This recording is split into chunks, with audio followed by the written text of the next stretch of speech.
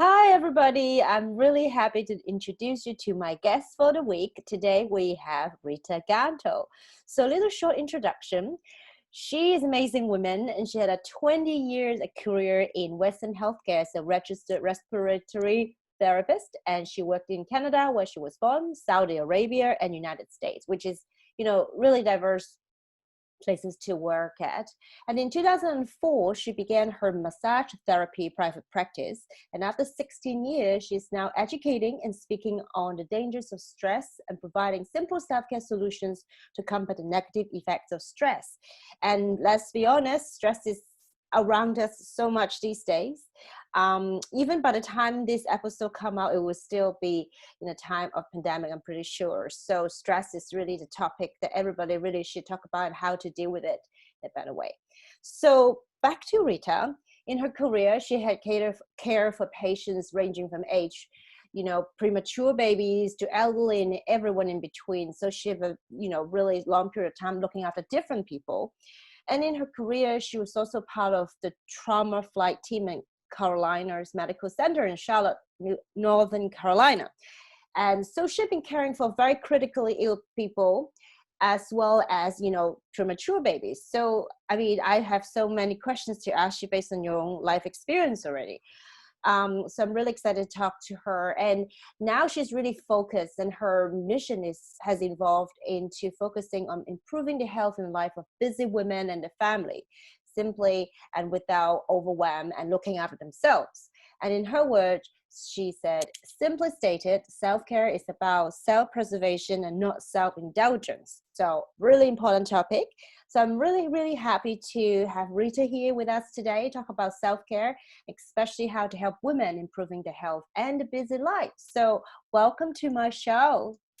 Thank you, C. Thank you so much. I'm really excited to be here. So first of all, I have to mention, look at her background. She had said, you are now entering a stress-free zone.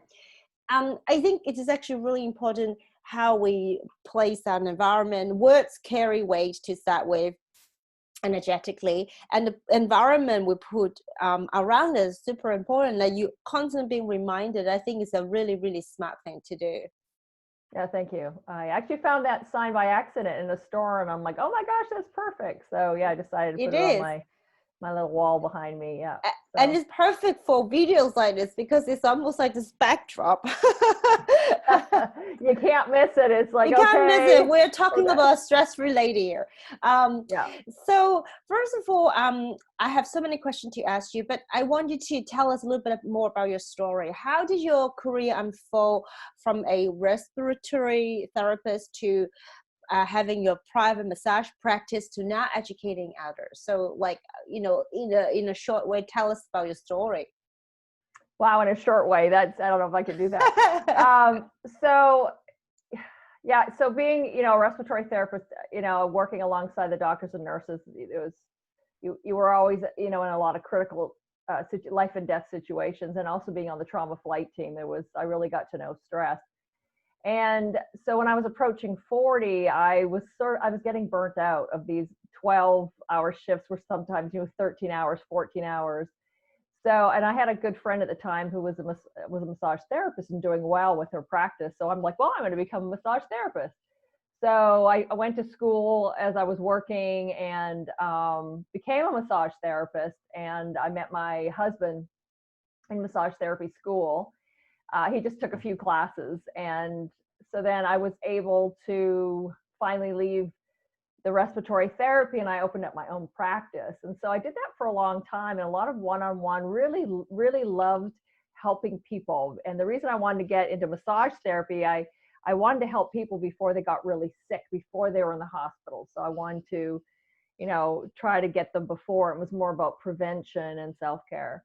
And I was, after 16 years, I gave a lot of energy to my clients, and a lot of very stressful things that happened in that time frame.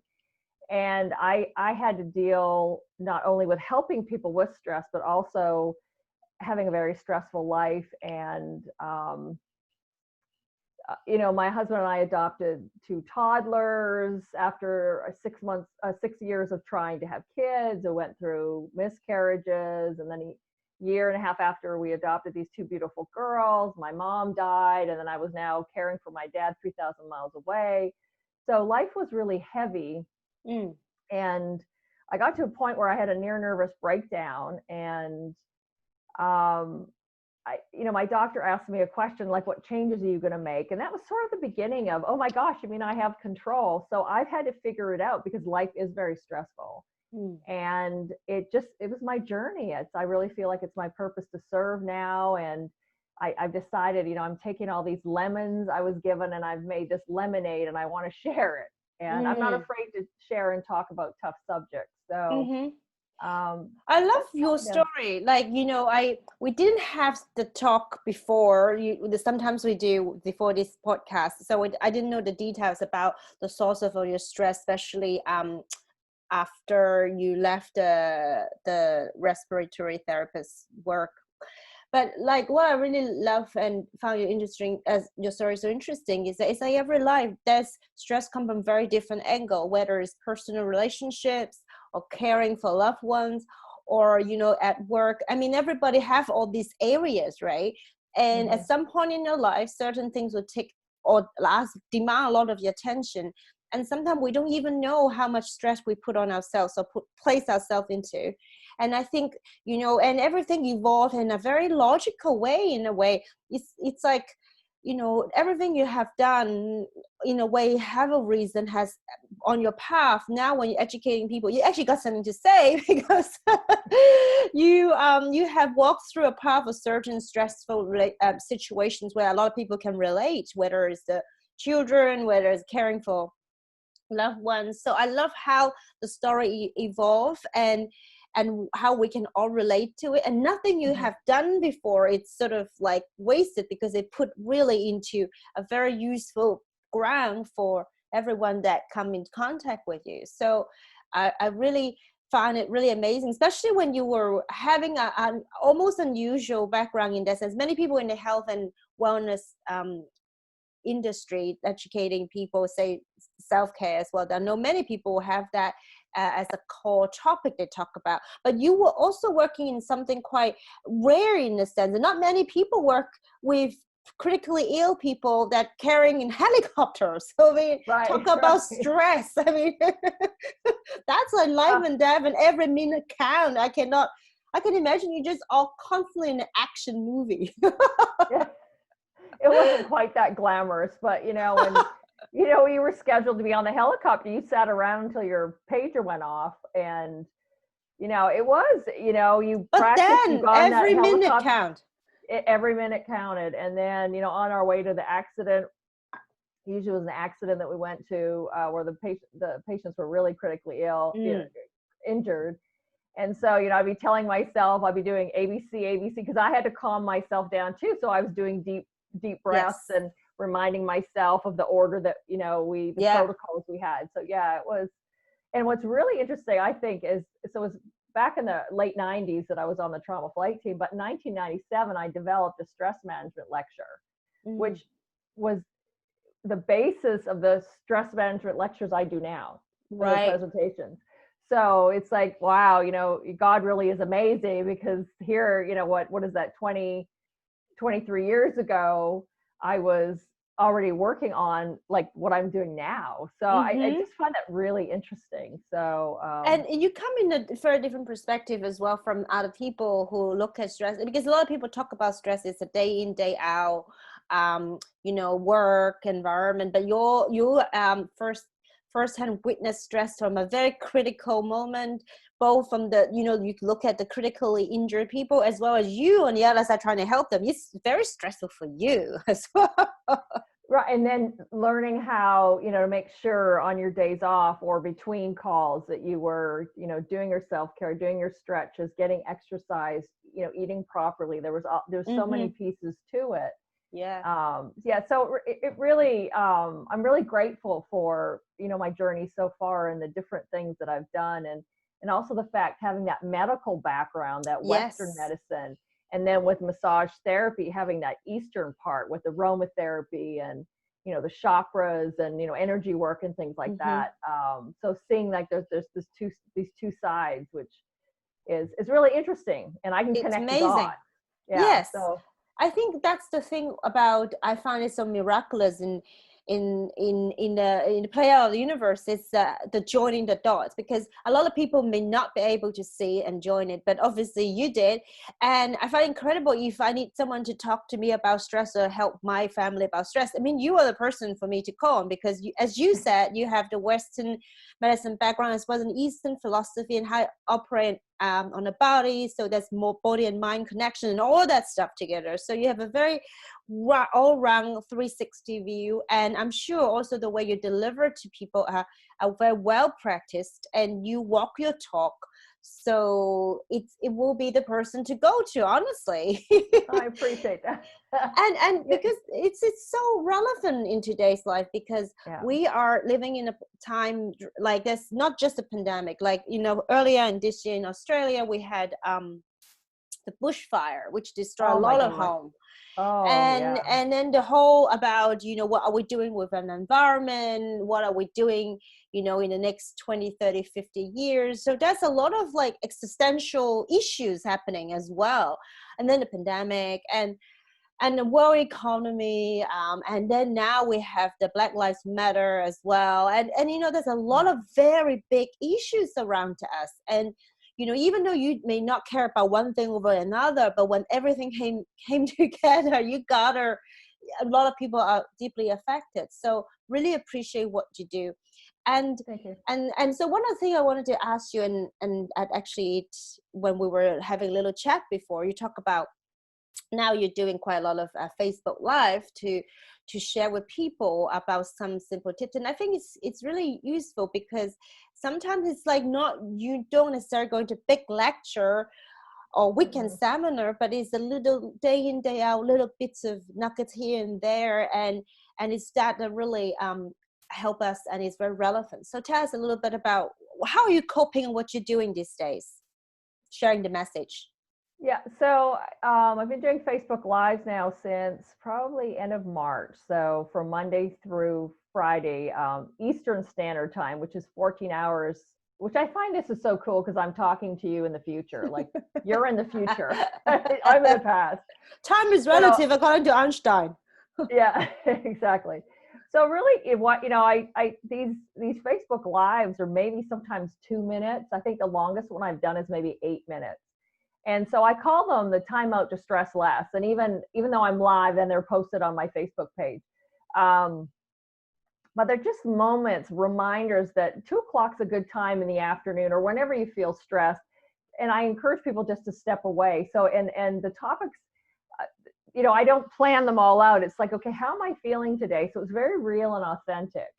You know, today I talked about, because I've just got some bad news about my brother. He's very sick, and he's now at in-home hospice. And, you know, I was getting these headaches, and I didn't realize my shoulders were, you know, this muscle tension, right, that happens with their stress response. So I reminded myself this morning, it's like, let's just, you know, I really need to do some shoulder rolls and really focus on getting my shoulders down, because I was giving myself almost a migraine with all the tension. So that's what I talked about today. And other days I'll bounce on the trampoline with one of my daughters. I have 2 teenage daughters. Or I'll ride an electric scooter, you know, and almost fall off. Or, you know, sometimes it's funny, sometimes it's sad, but it's all very real and it's all very authentic. And what's so important to me is for women to understand that they're not alone. I think so often we feel like, oh, I'm the only one going through this, and it's so not true. I mean, I've struggled with that in years past, and it's a horrible feeling alone. So I just want women to know, and men, you know, that there's so many of us that feel the same way and are experiencing similar things. Yeah, and that really perfectly into my next question, because clearly you're an expert about stress and how it impacts our life, and especially on our health. Can you tell us a little bit about it? Say, we all know stress is bad, but but because you have the Western and the Eastern background, tell us, how would you describe really actually how the stress affect our health? Well, so if you go back to let's see. So we have a stress response when our brains think that we're in danger. So typically for immediate crisis, Mhm. our adrenaline and cortisol are released, and it triggers a whole what I call cascade of effects in your body. Mm. Now, this stress response has been with us since the beginning of time. And so when we way back, we needed this stress response because if we were walking along, gathering food in the forest and there was a wild animal, we had to be able to have the resources and the energy to fight or flight, right? Fight or run. And so as we've evolved to where we are now, that hasn't changed. So our brain doesn't always know that we're not in an immediate crisis. So if we start worrying about, yelling at the kids or you're getting mad at the kids, your brain doesn't know you're not being attacked. All it knows is that it's kind of a danger. So it triggers this response. So we have an increased heart rate, blood pressure, respiratory rate. Then sugar is dumped into our blood to fuel our muscles. If you think, a stress response is all about maybe fighting or running to save our lives. So you all of a sudden have all this sugar circulating in your blood. Your digestive tract is a non-essential body function. It gets shut off. Just like your immune system, it gets shut off. Because right now, your brain is thinking, right now, I have to save myself. Mm-hmm. Muscle tension increases. And so all these things are happening. Now, if you think that you're stressing about some, like right now, the pandemic, where's my next paycheck going to come from? Can I go back to work? Can I send the kids to work? Oh my gosh, the kids are going to be online schooling.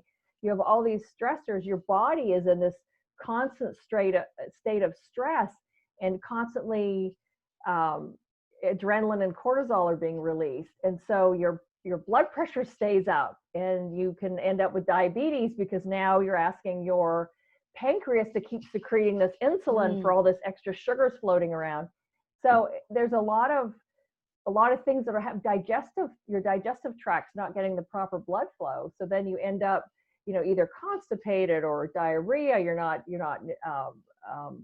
using your nutrients. You're actually malnourished even though you're eating.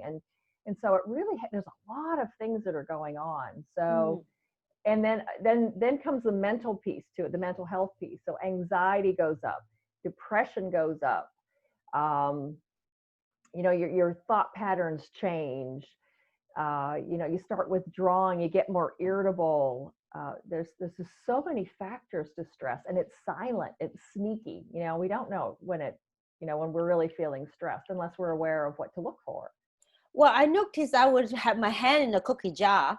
I don't know whether it's one of the things, but it's like people talk about like stress eating as well, right? Like you just kind of wanted something to bring you comfort as if that's going to solve your problem.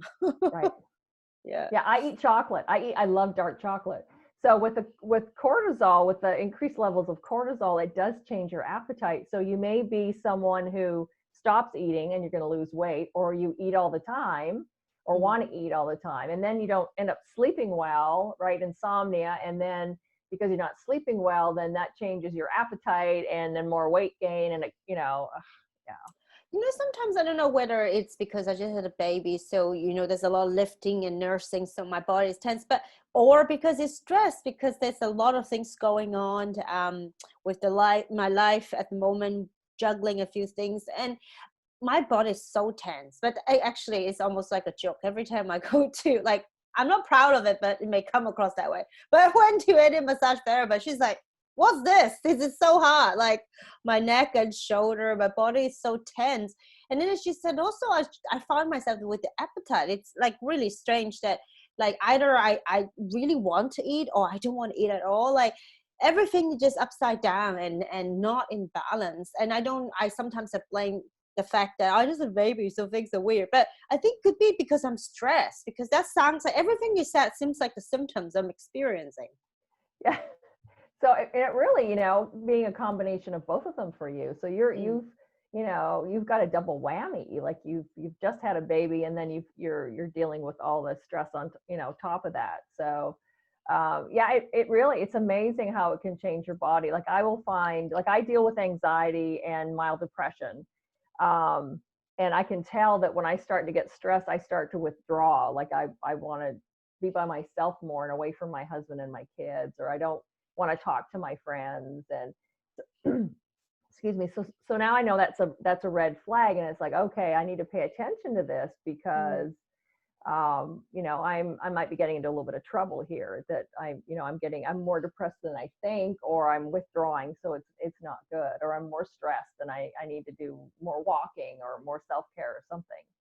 Yeah, and I like what you said early on, that you kind of, that's why you're doing what you do now, to educate people, because you want to start waving like some sort of flag before Right. it really get into really bad impact, like as you said, diabetes, or insomnia, or even something worse. Because if you can do something earlier in advance by telling people, noticing the symptoms, so be aware of it and start doing simple self-care, that will really stop something worse happening. So, Yeah. and that probably go alongside what you said about self-care. It's about self-preservation, not self-indulgence.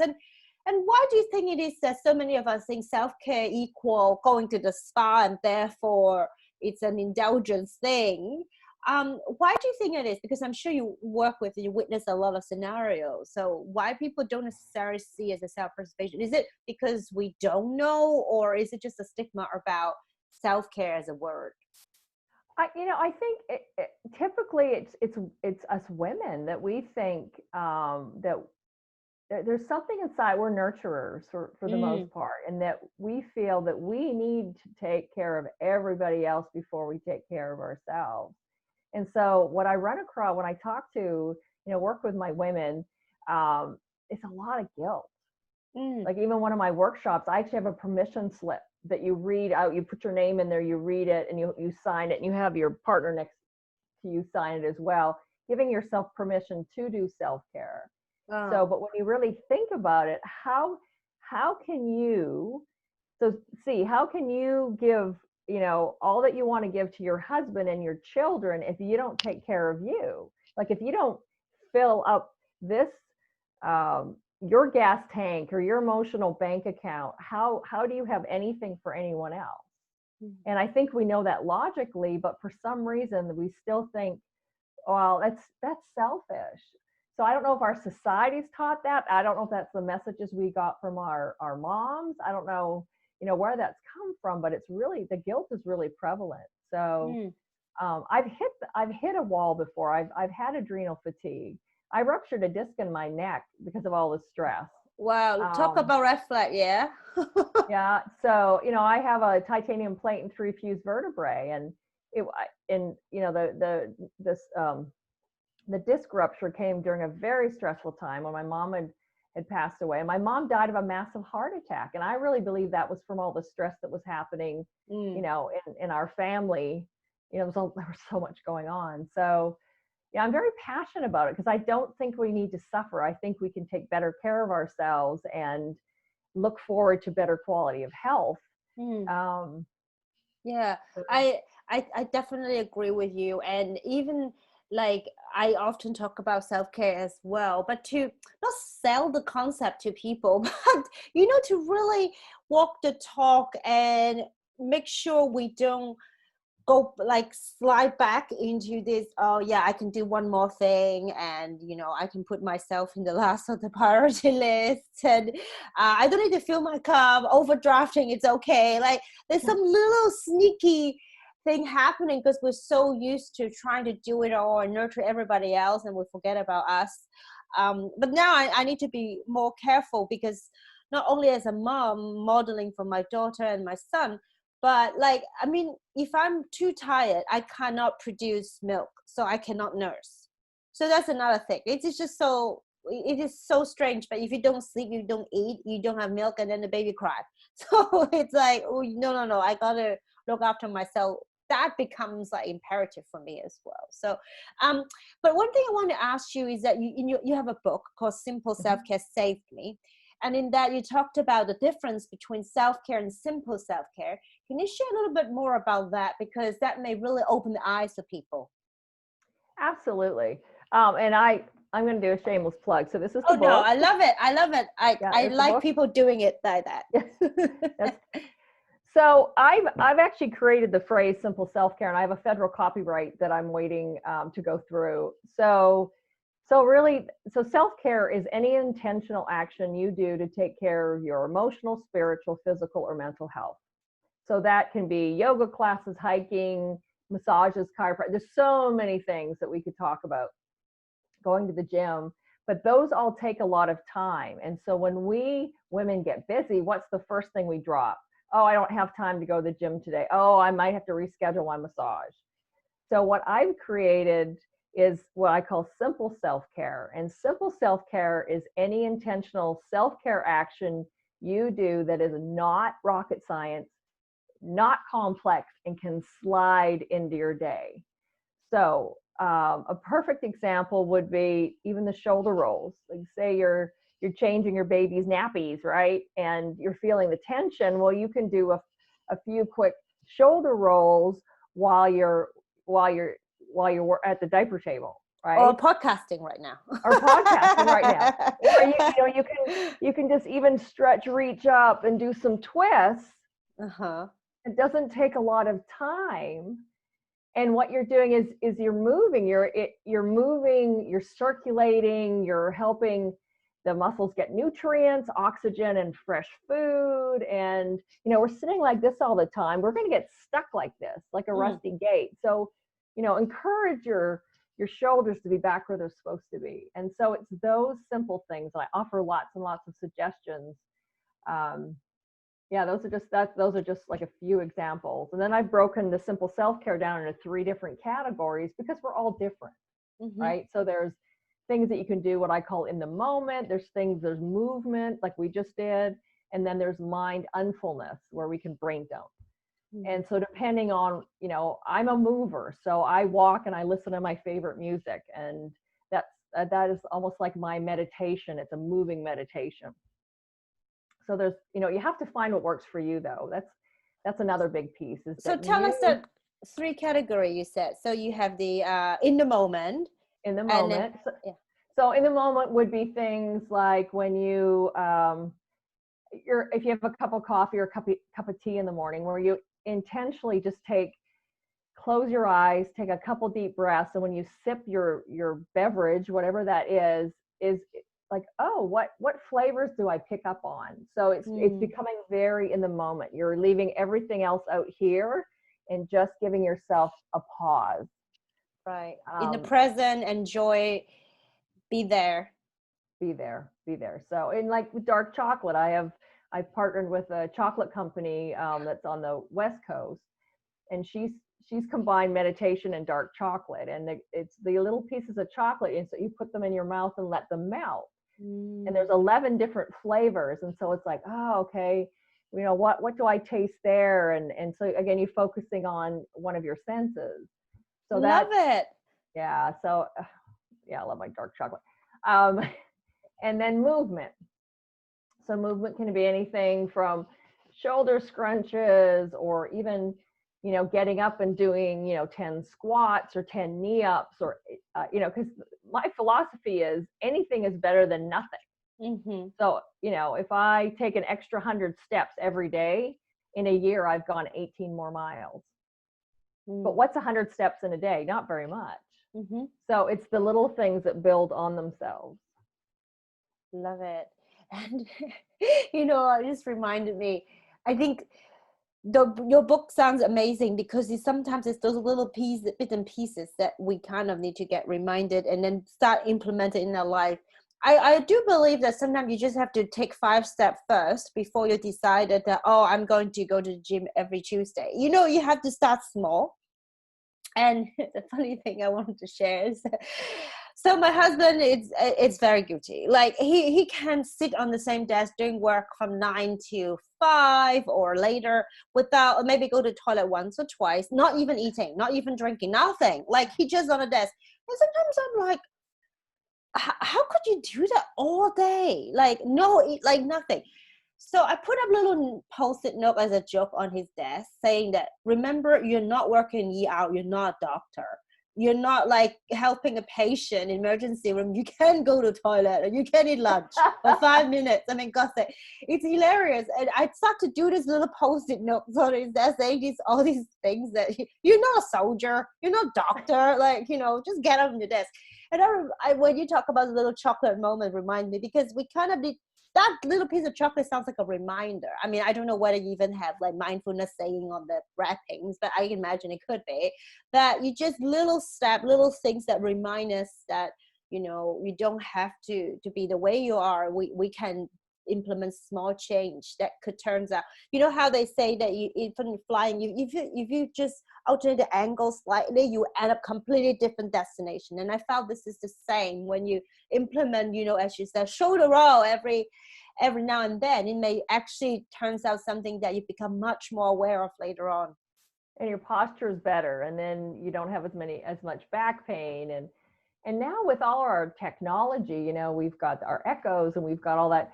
You set a reminder every hour, right? And then it's like, oh, it's going off. Okay, I do my 5 shoulder rolls. I stretch, I twist. Okay, now back to work. It just makes, and it's made such a big difference in my life. And that, so, all these things are tested by yours truly, and and even now, my dad's is 3,000 miles away. He's 91, almost 91. And, I worry about his health, and he's on the decline, and my brother's sick. And I've got 2 teenage girls that are, hormonal, and I'm postmenopausal. And like life is stressful. And then you throw in the pandemic, and then you throw in online school, and then you throw all the protests. And so, life stress is not going away. That's just it. So it's almost like, we need to find our tools and our tricks to build up our stress armor, so that when more stress comes at us, we're more resilient. Absolutely. And then we know how, well, now I really need to step my game up, and I need to add this, and this, to really, step up my game while I have all this stress coming at me. And that's what I'm doing right now, is I'm journaling every day, and I'm walking, and just stretching. And I love what you share, and I love what you do. And I know you have a stress quiz to help us to know how stressful we are, and you have different programs. So tell us a little bit about what you do that you can share and help others. So it's a free online stress quiz, so there's 3 parts to what I teach, and one is awareness. And you don't know what you don't know. So if you aren't aware what a red flag looks like for stress, how are you going to know you're stressed? You wait until you got diabetes, that's too late. Yeah, or the doctor says, well, you have to go on that blood pressure medicine now. Yes. So I have an online, it's 25 questions, and then you get a score. Like you'll get your score, and then follow up emails, and I'll also be you'll get a personal voice email from me, check in to see how things are going. So I offer suggestions, and I offer, some different solutions just to find your one thing. That's all you need to start with, is pick one thing and start doing that every day. So that's a program I offer.